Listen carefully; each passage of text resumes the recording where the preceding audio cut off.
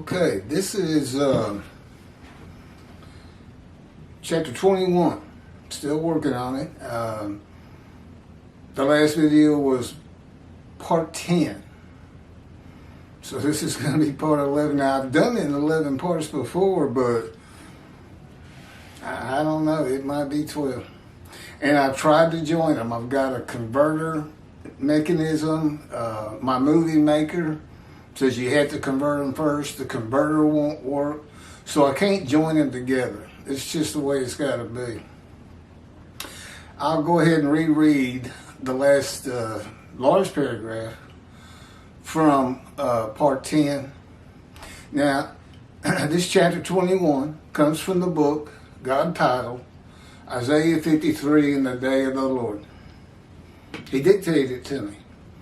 There's no way I could have this information. He also dictated the first 5 books of the Hebrew Bible, the Torah, to Moses. Had him write it. God doesn't write books. He has people do it. He didn't write the books of the prophets. He had the prophets write it. The entire book is his for his children, which the Christians have attached to their New Testament as though it's theirs. And basically told the Jewish people, you don't know how to read your Bibles prophetic of Jesus. Not in any way. Not in any sense. And this book proves that without a doubt. It's God's book. You figure he could get the job done, and he has. Okay, picking back up. This is the end of verse 4 of Isaiah 53 proper. It begins in Isaiah 52, 13 through 15, which are in quotes. They're brought together just as verses 1 through 6 of the witnesses begins at verse 1 with a quote, and that quote ends at the end of verse 6. So nobody seems to know about it. It was our sickness that he was bearing. This is the witnesses. This is, like I said, verse 4. So it's with the same people who began with, who can believe what we have heard, upon whom has the arm of the Lord been revealed. Same people. It was our sickness that he was bearing, our suffering that he endured. The sickness is not being righteous. The witnesses suffered the sickness of not being righteous and not being in right standing with God. God's righteous servant, Moshiach, and that is me. And any question about it. I've been with him for 16 years. I don't just hear a voice. I know his power. I know his weight of his presence.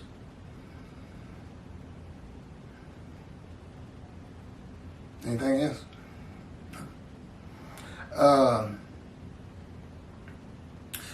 God's righteous servant Moshiach suffers by the chastisement, punishment, bruising, crushing, and maltreatment and wounding laid on him by the words and power of God, which who afflicts him at birth. I was afflicted, born disfigured, afflicted by God, blind, deaf, mute, lame, crippled, and with me, no right breast and a shriveled right arm and shoulder. And God told me, I touched you in the one. I did that to you. And in antiquity, that was thought to mean, if you had any of those, that God didn't like you. Which is why King David would have nothing to do with people who were blind or crippled or disfigured. He'd have nothing to do with them, which I didn't understand when I first read it, until God taught me what I'm teaching right now. To make me suitable for his purpose that might prosper. And it says might prosper in Isaiah 53. You can find that purpose in Malachi 3. He's returning to his temple. And yes, he knows it has to be built. You can find that in the covenant of friendship where he says, I will place my temple amongst you. He knows it's not there. And he's come early to get me ready. But it is also my task to clear the way for him, which means I got to convince the Jewish people to get that temple built. And he's given me some powerful words for that. And that's the purpose that might prosper. A purpose that includes the righteous servant making the many righteous by his knowledge with long life, and the building of the third temple. He was in his temple in the days of Jesus. None of this applies to the times of Jesus. It just doesn't work.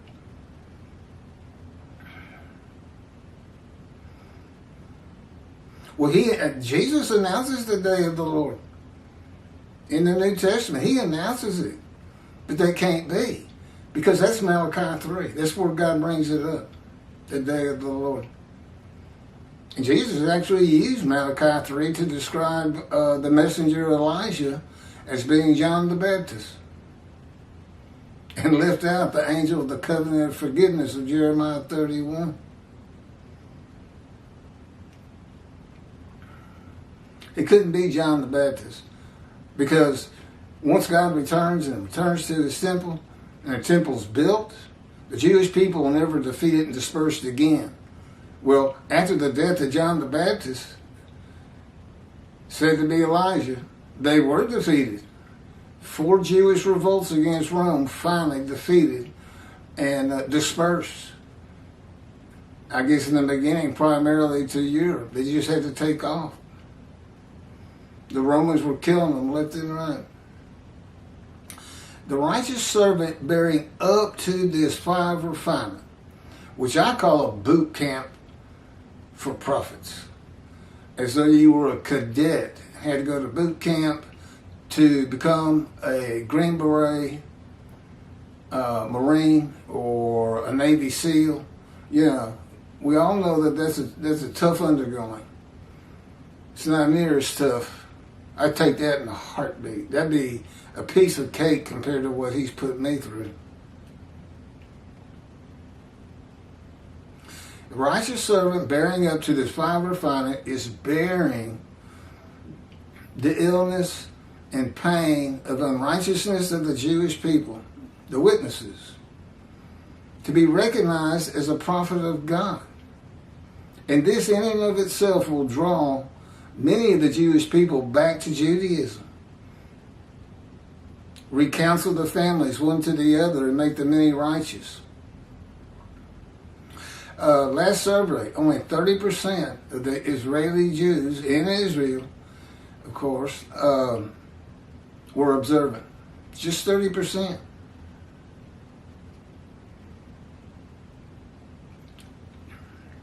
This is still on verse 4. Midrash form, breaking all the verses down. We accounted him plagued, smitten, and afflicted by God.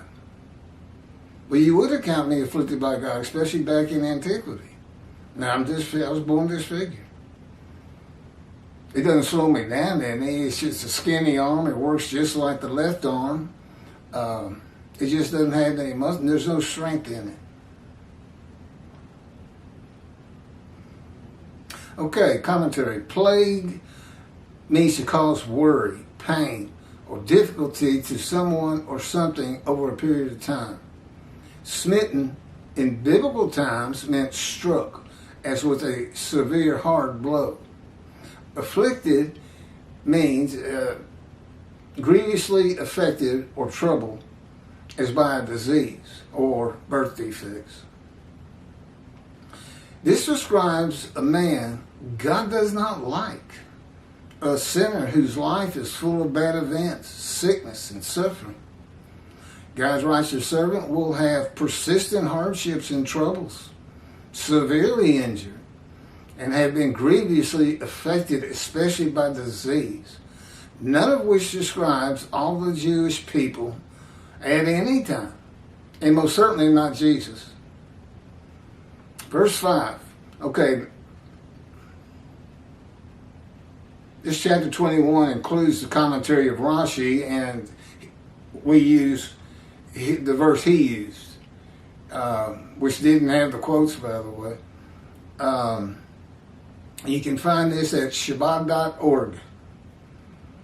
They have their translation of the Hebrew Bible with Rashi's commentary. I just copied it from there. But he was pained because of our transgressions, crushed because of our iniquities. The chastisement of our welfare was upon him, and with his wound we were healed. Rashi. Midrash form. The chastisement of our welfare was upon him. The chastisement, this is his commentary, the chastisement due to the welfare that we enjoyed came upon him. For he was chastised so that there be peace for the entire world. Vicarious suffering is what he's talking about, which is against the teachings of God. Not only that, look what he really just said. The chastisement due to the welfare that the Jewish people enjoyed came upon the Jewish people as one man Israel, him. He did this in verse 4 too. It's just ridiculous. Cannot put Israel into Isaiah 53. And it has to describe a Gentile. It can't be all the Jews because they're not Gentiles. It can't be Jesus. He's not a Gentile. He's a Jew. Can't be. God comes from Adam and other Jewish people, none are with him.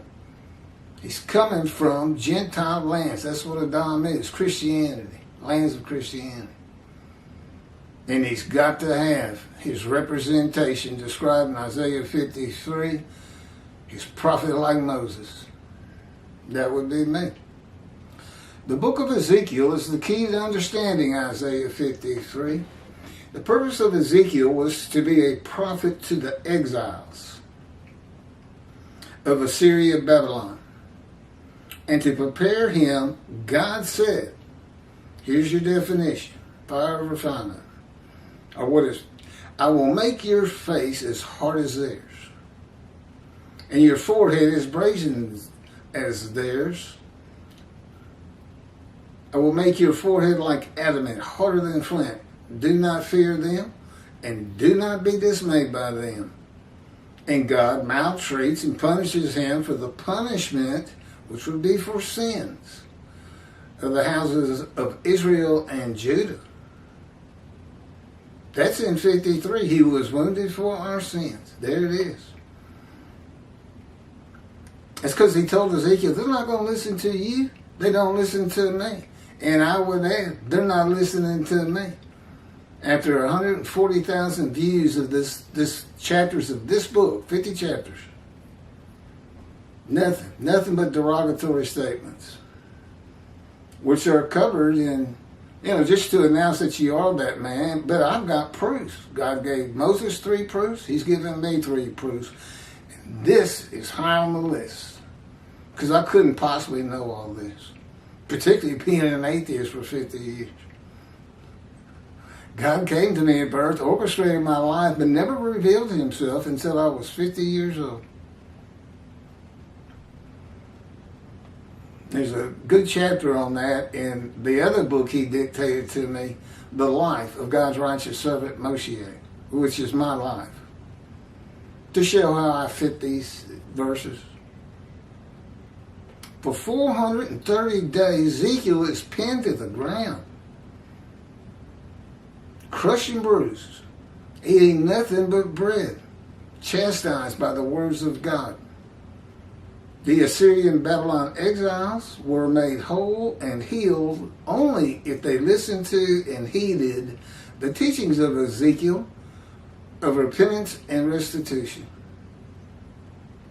God's righteous servant is wounded, crushed, and chastised by the world throughout his life, with persistent hardships and troubles, generally grievously affected, especially by disease, and severely injured at one time or another. A man of many bruises and scars. Sometimes the Christians say they are healed by his stripes. My scars are my stripes.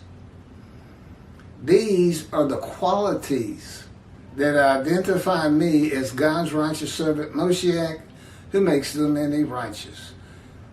All those witnesses, not in right standing with God, not following his laws, and they suffer guilt. And I was one of them. But God selected me and put me through this fire. And as the Jewish people have, the whole world has been a fire for them with all the hatred towards them. And he says, suffering makes you stronger. And of course, they're still here. I'm still here. I was exposed to death 4 times in my life. The last one, and this is a fulfillment of 53:10, God chose to crush him with disease. The Christians have sickness, but verse 12 says he's exposed to death, so it's a bad sickness. And of course, none of the Gospels say Jesus was ever sick or ever injured.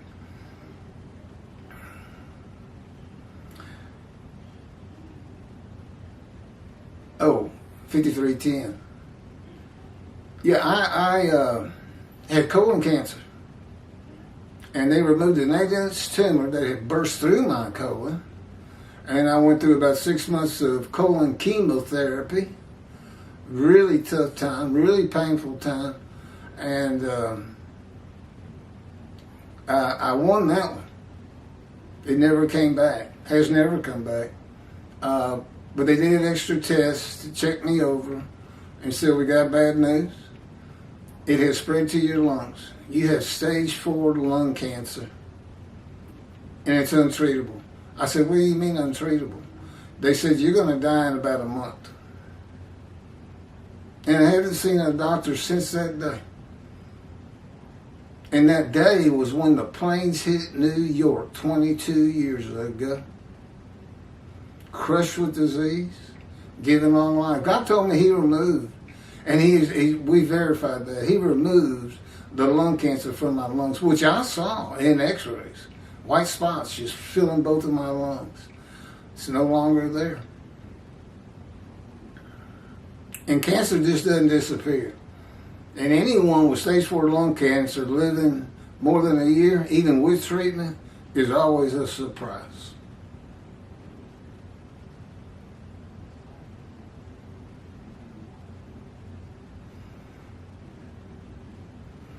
The righteous servant bearing up to this fire of refinement. Now I did this. Rashi says, and I've already repeated this, indeed he bore our illnesses. And I don't know what he's trying to say here. He says that Hebrew word, I don't know which one he's talking about. Indeed bore or illnesses. He says it's an expression of but in all places. It's like but if. But now we see that this came to him, all the Jewish people, as one man. We see, the Jewish people see, all the Jewish people gathered as one man Israel. But that he was chastised with pain so that all of the nations, that's the Gentiles, which would include the Christians, be atoned for with Israel's suffering. So I, as a Gentile, have been atoned for because the Jewish people have suffered.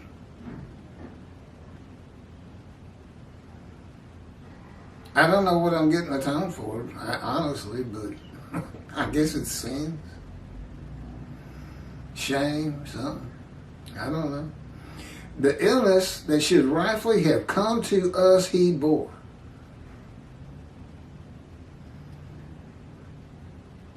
I did, but it was not a vicarious suffering. It was just to prepare me to make them righteous. That's what the righteous servant done. He's lowly like them, comes up, gets to know God, speak to him friend to friend and face to face like Moses did.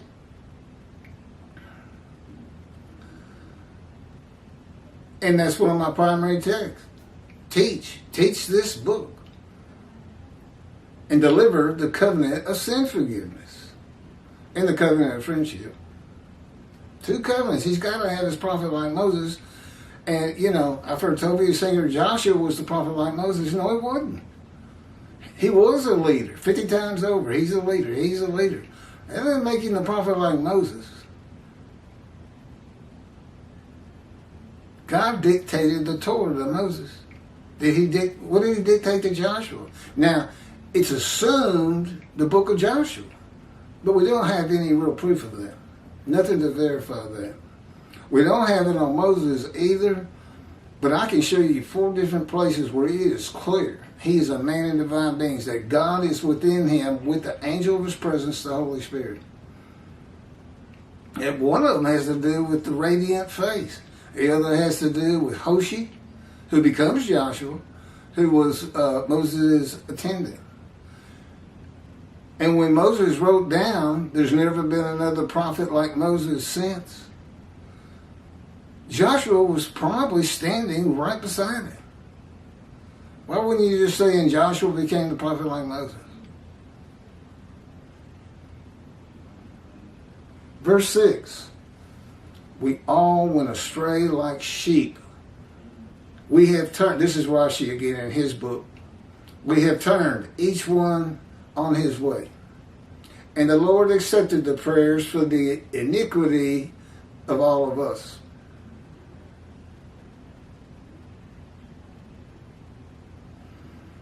That's coming from the witnesses. That's verse 5. Rashi, we all went astray like sheep. Breaking that verse down. Okay, commentary. Now it is revealed that all the heathens, nations, Gentiles, had erred, accepted his prayers. Commentary. He accepted his prayers and was appeased concerning the iniquity of all of us, that he did not destroy his world. God accepted from all the Jewish people gathered as one man, Israel, his prayers, and was appeased concerning the iniquity of all the Jewish people, that he did not destroy his world. I thought it was supposed to be about the nations. Accepted prayers. He got some Hebrew words here, and then he says an expression of supplication. Here's my commentary, verse 6, using the JPS 1985 translation. We all went astray like sheep, each going his own way. And the Lord visited upon him the guilt of all of us, which I just explained in 4 and 5. We all went astray like sheep. Commentary.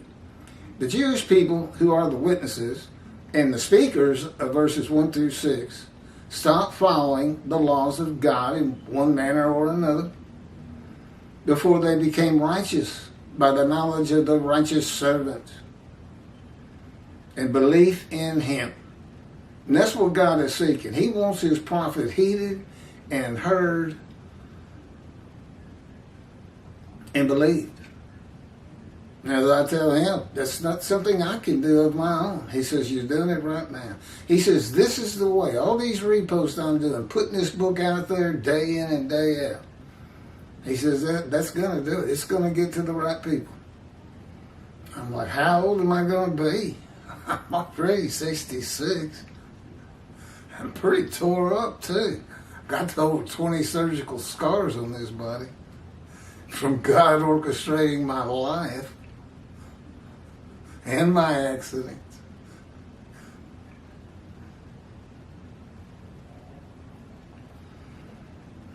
I still don't like this, bro. It's something that doesn't seem right, but I'll go on. You're right. And the Lord visited upon him the guilt of all of us. Remember, I offered myself for guilt. It's really to remove guilt. It's more of a covenant between me and God. because it said he might have long life. He said, I'll give you long life. You'll survive your sickness, your disease. If you go through my fire of refinement, become a righteous servant, Moshiach, and start teaching, making the many righteous. And that's what the story is about. That's what chapter 23 is about. This would happen in the day of the Lord, when God requires a man to be his visible representation and speak and write his words, as Moses did. In the day of the Lord, a Gentile is tested by God, and upon passing, it's a test of devotion. The man becomes a righteous servant. David, Moshiach, Elijah, and the prophet like Moses. The test was basically agreeing to the fire of refinement. Will you agree to this? Which is funny, because that's not what he did with Ezekiel. He just seized Ezekiel and put him into the fire of refinement. Now, there's a reason I had to go through cancer, and the reason is the Christians. Because they don't understand that this man is blemished. They're going to learn, because I'm going to be teaching it for many years to come. I'm not out of the fire of refinement, but... And no, it hasn't gotten any easier, but God says it'll be over when we get to Israel. And I said, well, what if somebody contacts me here in Houston? You know, we have a large Jewish community here. And he says, we'll see. I don't get many straight answers, y'all. I'm just the servant. And I'm kept lowly all the time. So he accepts God's offer of possibly having long life. When I'm looking down here, I'm reading God's words. When I'm up here, I'm saying what I remember.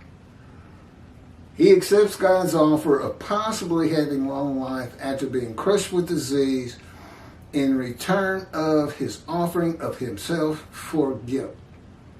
A covenant between the God of Israel and a Gentile. The guilt of the witnesses visited upon him, the guilt they have for sinning, and emotion. I don't even know if that's possible. I mean, how's the guilt of all the Jewish people placed on a man? And wouldn't that kill you?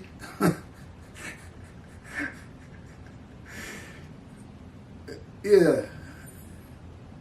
But in the fire of refinement, he's had me feel guilt many times, just to change my personality. Oh, it's working. It's good. You wouldn't agree to it if you knew what was really coming. I don't think God says I would have. I say I would, man, if I really knew what was coming. In any event, then he just sees me anywhere. I'd be like Ezekiel. Okay, this is the last of the verses by the witnesses. I just finished 6. The witnesses of God's righteous servant Moshiach. The second speaker of Isaiah 53 is Isaiah in verses 7 through 10. Verses 11 and 12, completing chapter 53, is by God. So you got 3 speakers in Isaiah 53. Here's Rashi.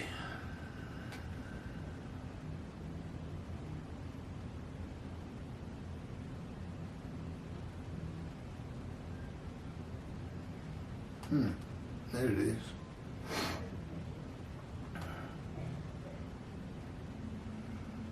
Verse 7. He was oppressed and he was afflicted, yet he would not open his mouth. Like a lamb to the slaughter, he would be brought.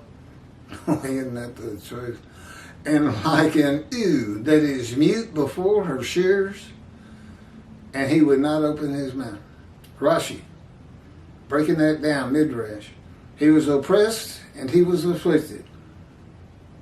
Commentary. Behold, he was oppressed by taskmasters and people who exert pressure. And he was afflicted. Commentary. With verbal taunts. Yet he would not open his mouth.